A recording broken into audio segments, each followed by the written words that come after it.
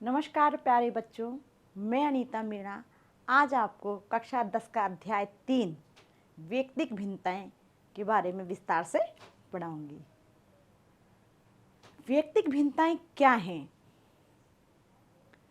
जब हम दो व्यक्ति देखते हैं तो हम देखते हैं कि एक व्यक्ति अधिक लंबा तो एक बहुत छोटा है, एक गोरा तो एक काला है, एक व्यक्ति बहुत अधिक बोलता है तो एक व्यक्ति बहुत कम बोलता है। जब हम उनकी शारीरिक बनावट देखते हैं तो उसमें भी हमें बहुत अंतर दिखाई देता है। हम देखते हैं कि एक व्यक्ति बहुत मुस्कुराता है जबकि एक व्यक्ति एक मुस्कुराहट देने में भी बहुत लंबा समय लगा देता है। ऐसा क्यों होता है? ये हमारे मन में प्रश्न उठते रहते हैं। इस प्रकार की विभिन्नताएं ही व्यक्ति विभिन्नताएं कहलाती है।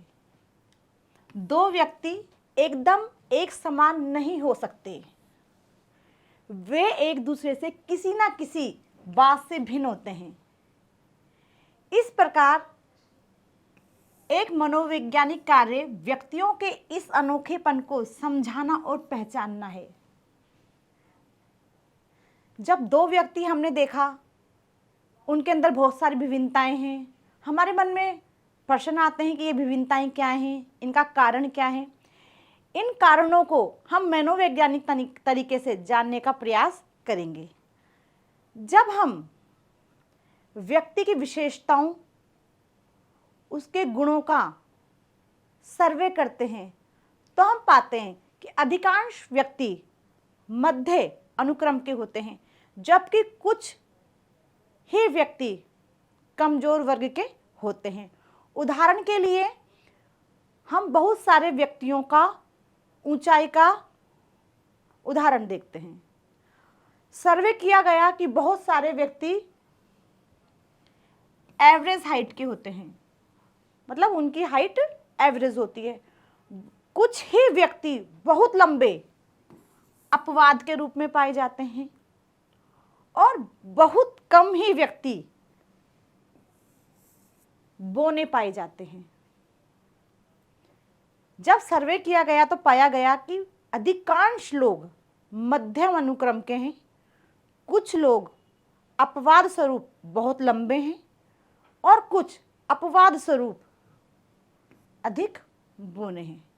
ये एक मनोवैज्ञानिक क्रिया है। मनोवैज्ञानिक विशेषताओं में विभिन्नताएं अधिकांशतः संगत और स्थिर प्रतिमान है। स्थिरता से तात्पर्य व्यक्ति अपने व्यवहार में नियमितता दिखाता है।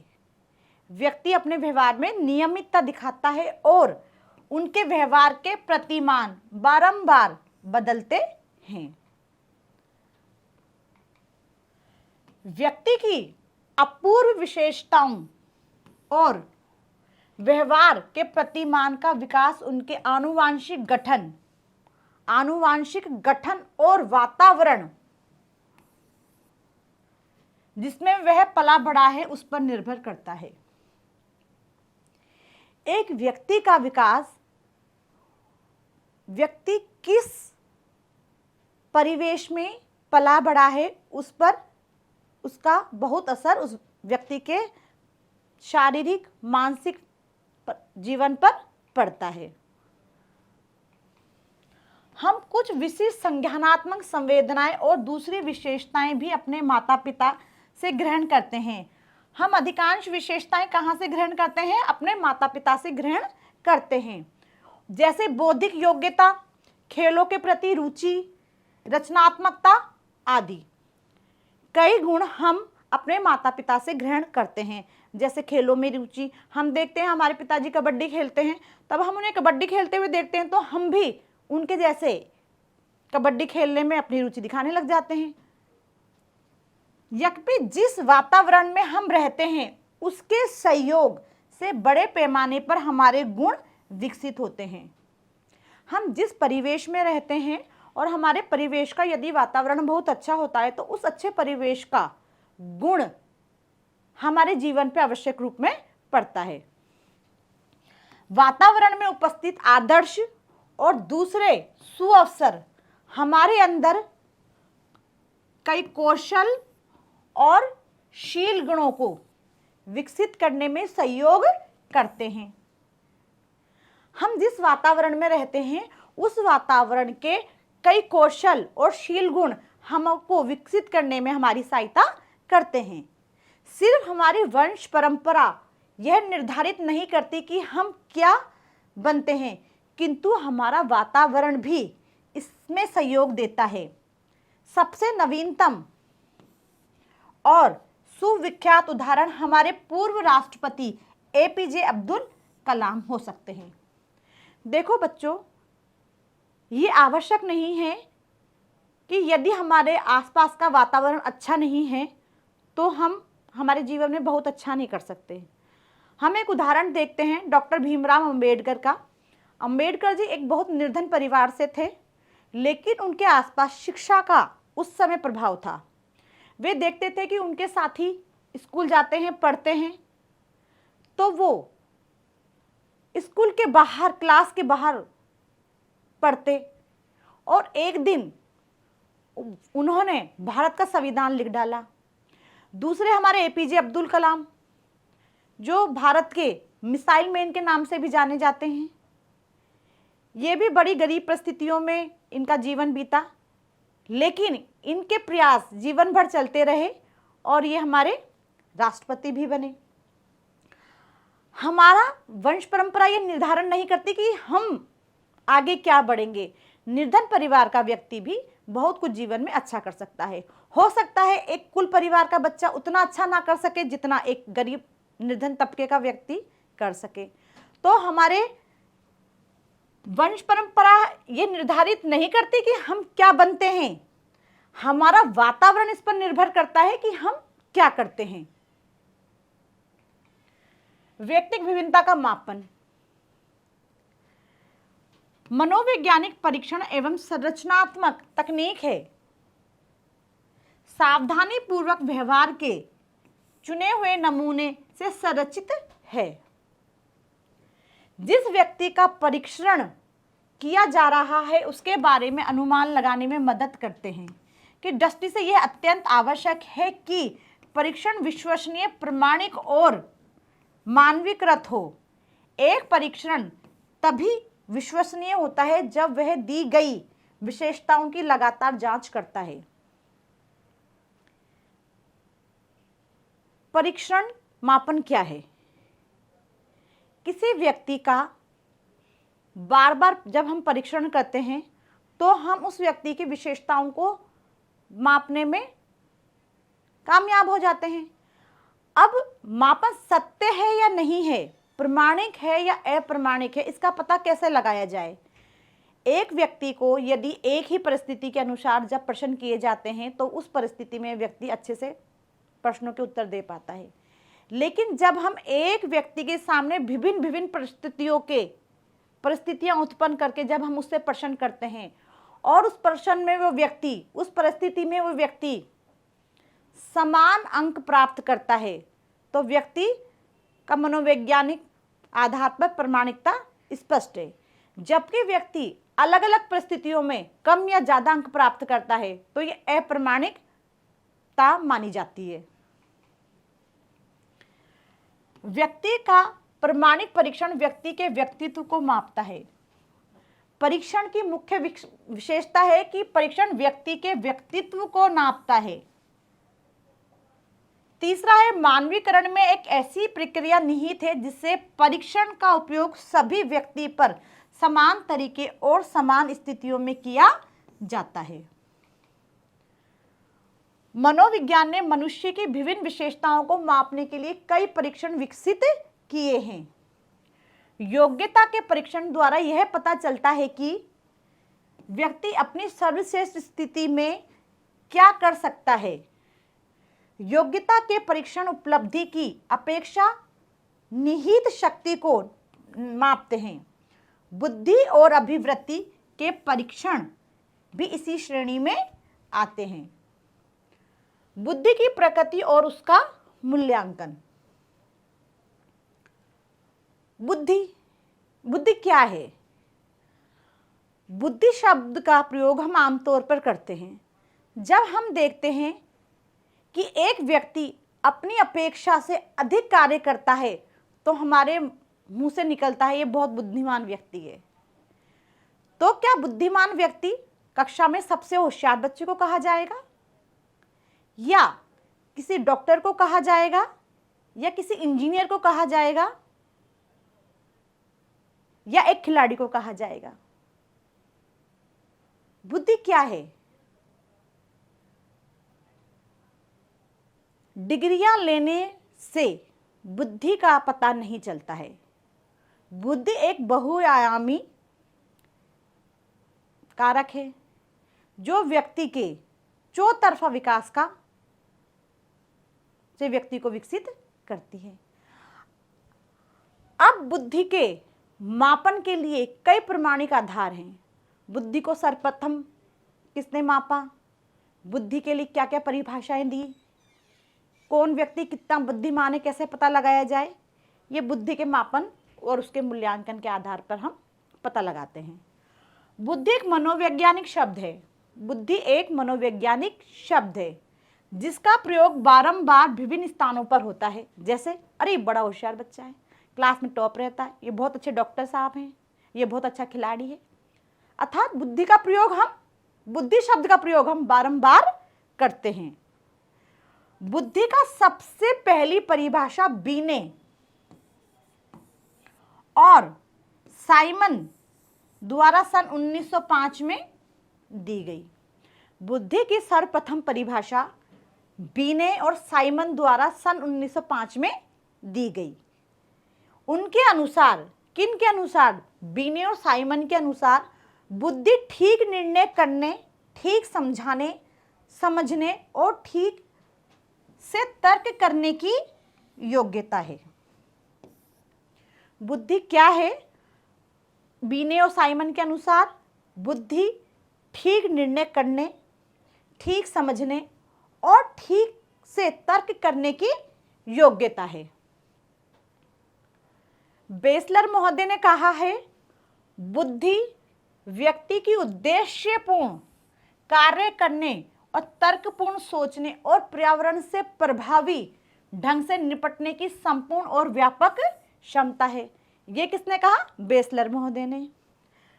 गार्डनर ने कहा है, समस्याओं को सुलझाने या फैशन उत्पादों जो एक या अधिक संस्कृतियों में मान्य है कि योग्यता या कौशल को बुद्धि कहते हैं। तीनों ही महोदयों ने अपने अपने तर्क में बुद्धि की परिभाषा दी है। बुद्धि को मापने का सर्वप्रथम प्रयास सर फ्रांसिस गाल्टन द्वारा किया गया। परिभाषाएं तो बीने साहब ने, साइमन जी ने और बेसलर महोदय ने दी, जबकि बुद्धि को मापने का सर्वप्रथम प्रयास गाल्टन द्वारा किया गया। परंतु यह सुव्यवस्थित पद्धति एक फ्रांसीसी मनोवैज्ञानिक अल्फ्रेड बीने ने विकसित की। बुद्धि को मापने का सर्वप्रथम प्रयास तो गाल्टन महोदय द्वारा किया गया, लेकिन सुव्यवस्थित ढंग से बुद्धि को मापने का मनोवैज्ञानिक पद्धति अल्फ्रेड बीने द्वारा दी गई। बुद्धि लब्धि यानी आईक्यू लेवल शब्द का आविष्कार सर्वप्रथम एक जर्मन मनोवैज्ञानिक विलियम स्टन ने सन 1912 में किया। आईक्यू शब्द का सर्वप्रथम प्रयोग सन 1912 में विलियम स्टन द्वारा किया गया। बुद्धि लब्धि ज्ञात करने के लिए मानसिक आयु को शारीरिक आयु से भाग देने और 100 से गुणा करते हैं। बुद्धि लब्धि मानसिक आयु बटा शारीरिक आयु इंटू 100, अर्थात एक बालक जिसकी मानसिक आयु तो 12 वर्ष है, मानसिक आयु कितनी है? 12 वर्ष। जबकि उसकी शारीरिक आयु कितनी है? 8 वर्ष।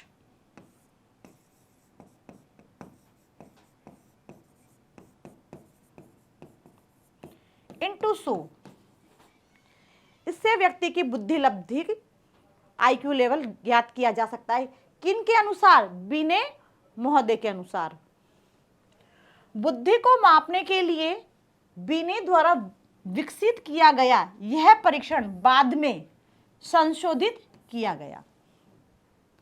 बिने द्वारा IQ लेवल जानने के लिए जो सिद्धांत दिया गया, मानसिक आयु बटा शारीरिक आयु इंटू 100, इसमें बाद में कुछ संशोधन किया गया क्योंकि यह पूर्ण रूप से सत्यता का मापन नहीं कर पा रही थी। बुद्धि परीक्षण 2 प्रकार के होते हैं। बुद्धि परीक्षण हम कितने प्रकार के तरह से कर सकते हैं? 2 प्रकार से कर सकते हैं। एक व्यक्तिक और दूसरा समूह परीक्षण। व्यक्तिक में तो हम किसी व्यक्ति से पर्सनल करते हैं। समूह परीक्षण में एक व्यक्ति का 2 या 2 से अधिक व्यक्तियों का एक ग्रुप बना दिया जाता है, उसमें उसका परीक्षण किया जाता है। व्यक्तिक परीक्षण में दिए गए समय के अंदर एक व्यक्ति पर किया जाता है। कुछ समय दिया जाता है उस बच्चे को कुछ विकल्प करने के लिए, कुछ प्रश्न करने के लिए, और उस निर्धारित समय में व्यक्ति जब उन प्रश्नों का उत्तर देता है उसके आधार पर उसका IQ लेवल निकाला जाता है।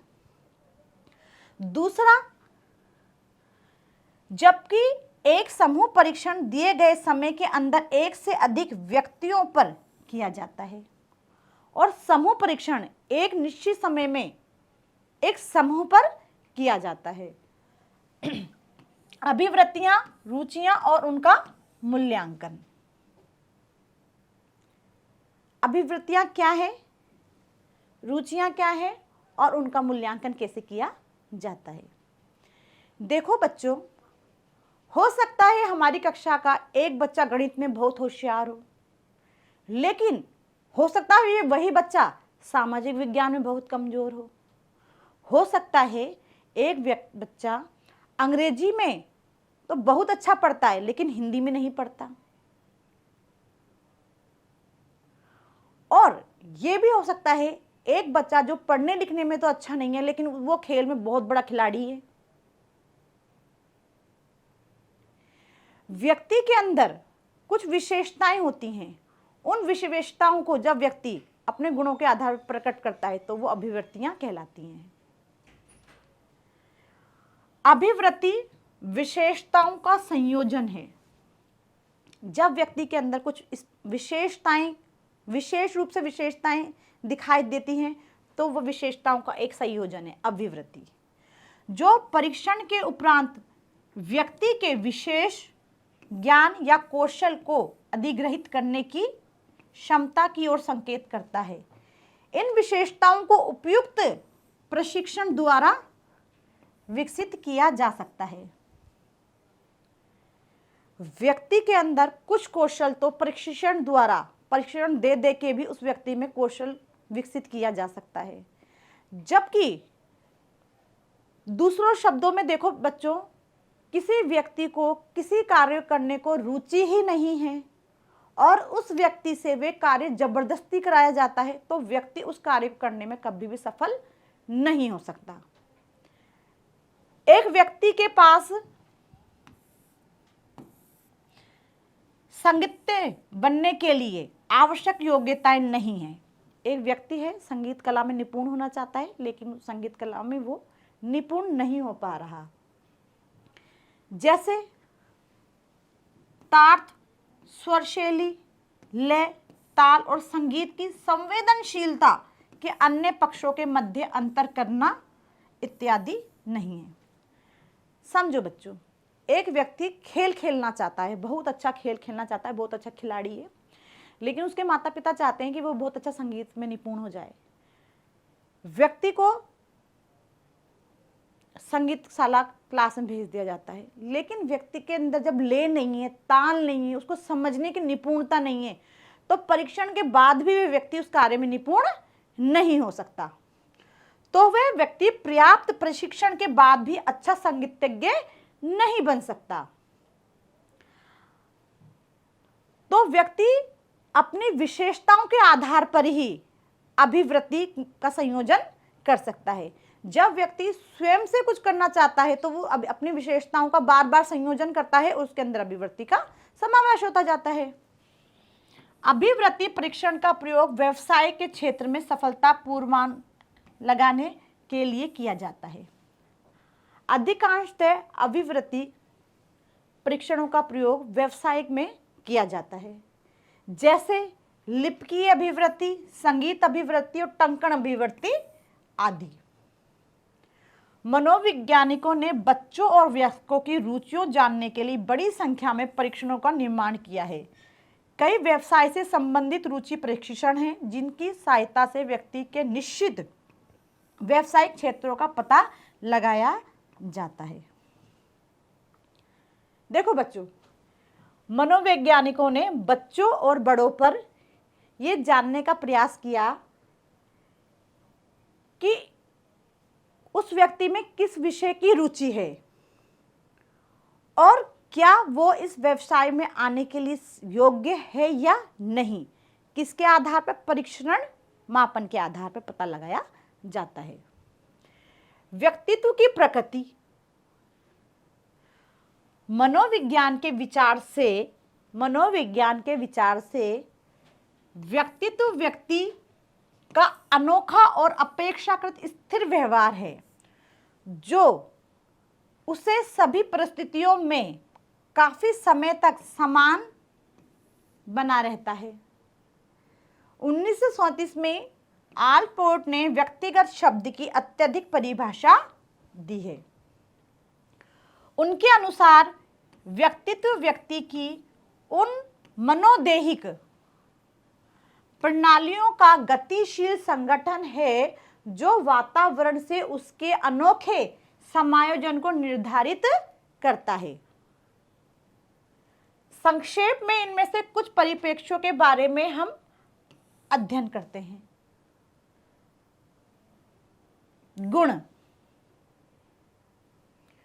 गुण परिप्रेक्ष्य व्यक्तित्व का वर्णन विभिन्न गुणों के आधार पर करने का प्रयत्न करता है।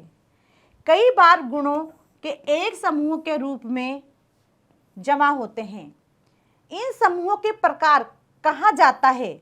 उदाहरण के लिए अंतर्मुख और बहिर्मुख व्यक्तित्व के गुणों को दो प्रकार होते हैं। अब व्यक्ति के व्यक्तित्व के दो प्रकार होते हैं। एक व्यक्ति होता है बहिर्मुखी, दूसरा होता है अंतर्मुखी। गतिशीलता परिप्रेक्ष्य हमारी अचेतन आवश्यकताओं, द्वंद्वों और विकास पूर्व अवस्थाओं का जीवन पर प्रभाव की ओर हमारा ध्यान खींचता है। सामाजिक सांस्कृतिक परिप्रेक्ष्य सामाजिक और सांस्कृतिक पर्यावरण के महत्व को प्रकाशित करता है।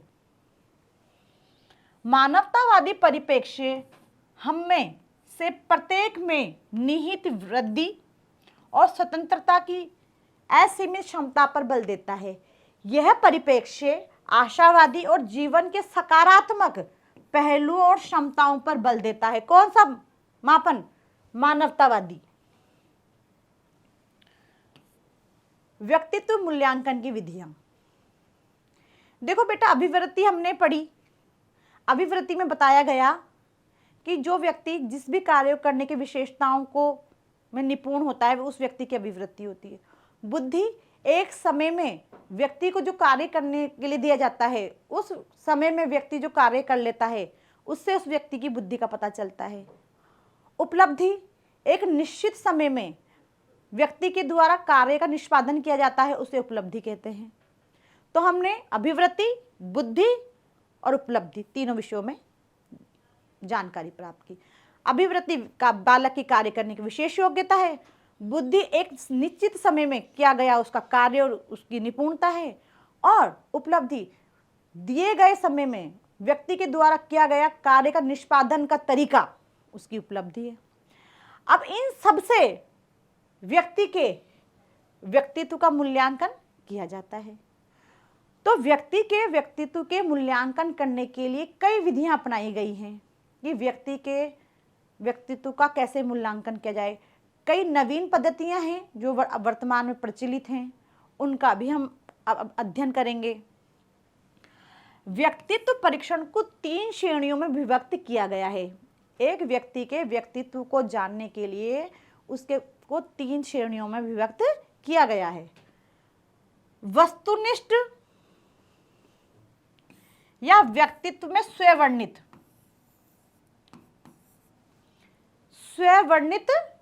मापक। पहला है स्ववर्णित मापक।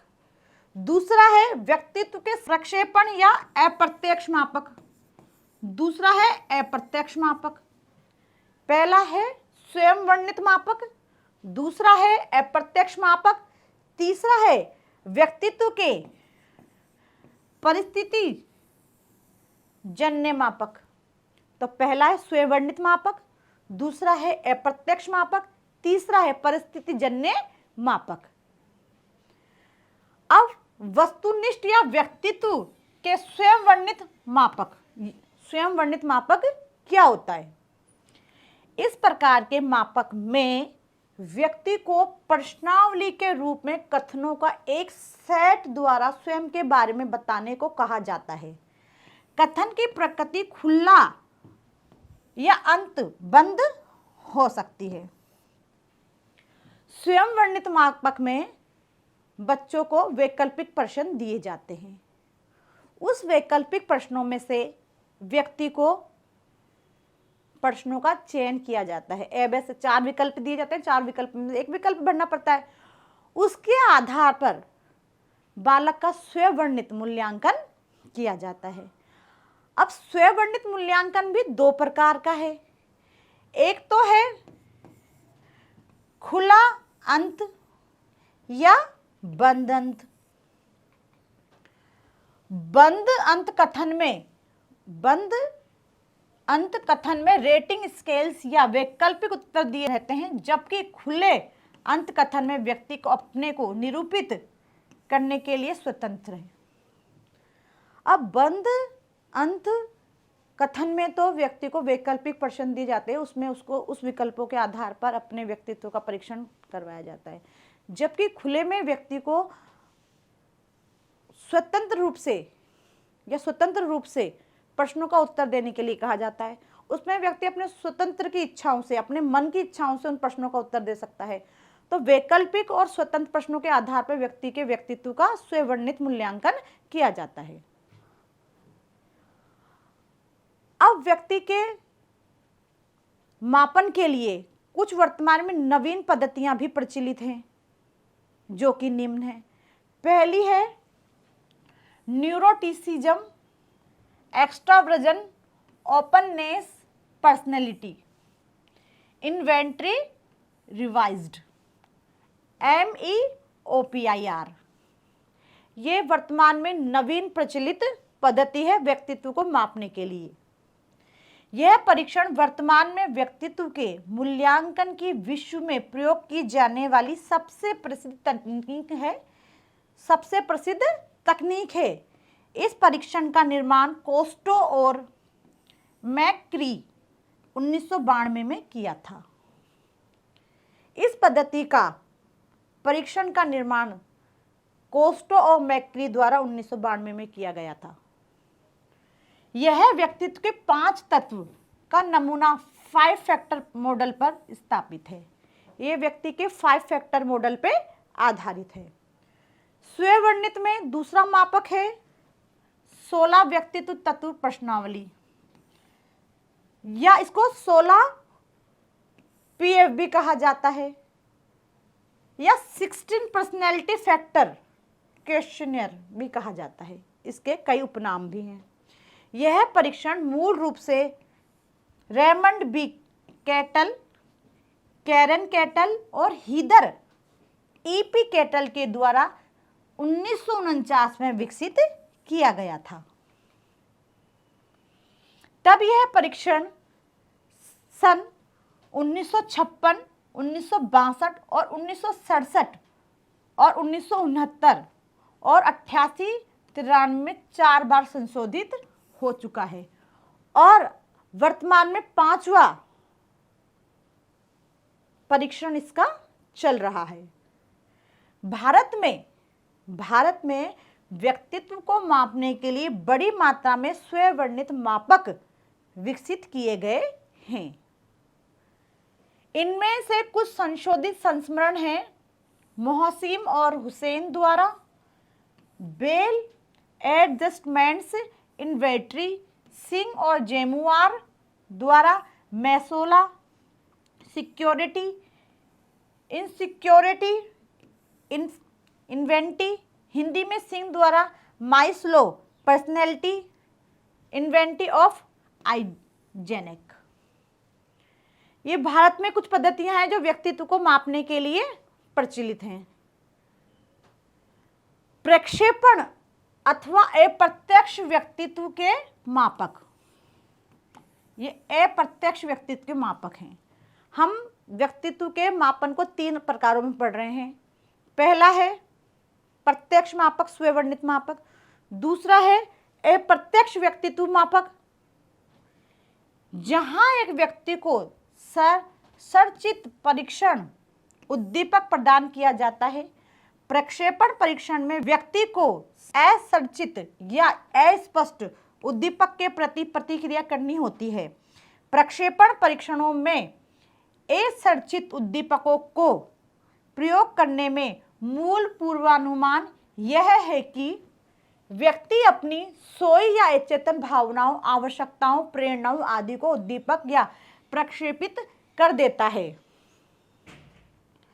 दूसरा है इस प्रक्षेपण के रूप में व्यक्ति द्वारा की गई प्रतिक्रिया उसके व्यक्तित्व की प्रकृति को प्रदर्शित करती है। व्यक्तित्व के तीसरा मापक है व्यक्तित्व के परिस्थितिजन्य या अवलोकनात्मक मापक। इस मापक में परिस्थिति परीक्षणों में सर्वप्रथम परीक्षण हॉटस्टोन ने और उनके सहयोगियों द्वारा 1928, 1929 और 1930 में कैरेक्टर एजुकेशन इंक्वायरी CEE विकसित किया गया। यह परीक्षण सत्यता, ईमानदारी और आत्मनियंत्रण जैसे गुणों को मापता है। ये 3 गुणों को मापता है, ईमानदारी, आत्मनियंत्रण और सत्यता को। ये जो परीक्षण है कौन सा? अवलोकनात्मक परीक्षण। ये व्यक्ति की सत्यता, ईमानदारी और आत्मनियंत्रण जैसे गुणों को मापता है। परिस्थितिजन्य तनाव परीक्षण सिचुएशनल स्ट्रेस टेस्ट है, जिसमें व्यक्ति को विभिन्न तनावपूर्ण, निराशायुक्त या भावात्मक भंजक परिस्थितियों के लिए प्रतिक्रिया करनी थी, जहां उसके सहयोगी कठिनाइयां पैदा करने वाले और असहयोगी थे। ये परीक्षण द्वितीय विश्व युद्ध के बाद सैनिकों पर किया गया। उसमें देखा गया कि व्यक्ति के कौन तो सहयोगी है और कौन असहयोगी। इसके लिए यह परीक्षण किया गया। देखो बच्चों, हमने देखा कि व्यक्तिगत भिन्नताएं क्या हैं। 2 व्यक्ति एक समान नहीं दिखाई देते, कोई छोटा होता है, कोई बड़ा होता है, कोई लंबा होता है, कोई मोटा होता है। इन सभी अंतरों को व्यक्तिगत विभिन्नता कहा जाता है। हमने उसके मापक देखा कि जब हमने सर्वे किया तो सर्वे के आधार पर पाया कि अधिकांश व्यक्ति मध्य होते हैं, कुछ अपवाद स्वरूप लंबे होते हैं, कुछ अपवाद स्वरूप बहुत छोटे होते हैं। उदाहरण के तौर पे हमने व्यक्ति के व्यक्तित्व की 3 मापन को देखा। पहला स्ववर्णित मापक, दूसरा अप्रत्यक्ष मापक, तीसरा परिस्थितिजन्य अवलोकनात्मक मापक। आज हमने इस अध्याय में व्यक्ति की विभिन्नताओं को किन किन आधारों पर मापा जा सकता है का विस्तार से अध्ययन किया। आज के लिए यहीं तक। धन्यवाद।